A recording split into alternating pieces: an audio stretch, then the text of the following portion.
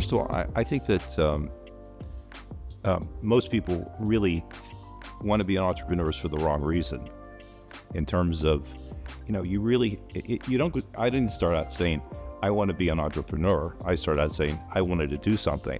And it really, it's something you have to feel really committed to. I spoke at a graduate school course at a university, and the first question somebody asked me is, what life-work balance do you have? And I told them, you really ought to quit this course, because I work incredible hours because I like it.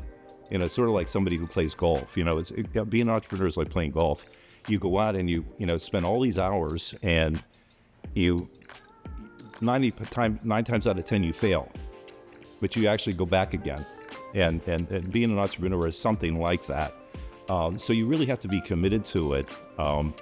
The biggest mistakes most people make is they don't have anywhere near the amount of money they think they need to actually do the deal, to be successful, because everything takes longer than you ever possibly could expect to get it done.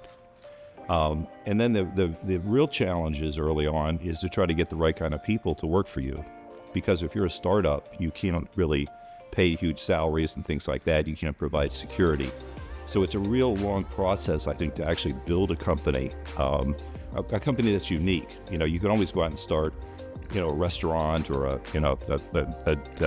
drugstore or something like that, and people know what it is, and they come by your shop, and they buy it if you have a good product. When you develop something that no one ever knows,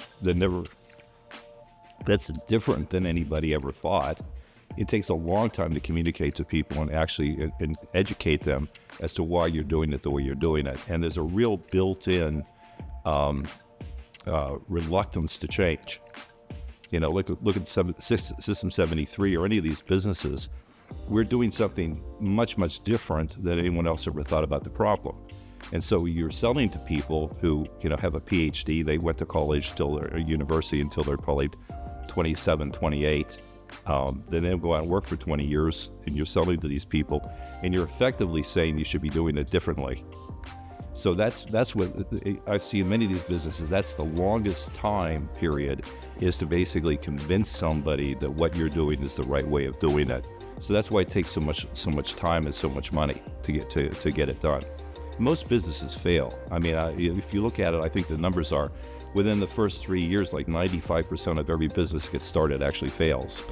So you really have to want to do it and be committed to it and have enough capital to see it through.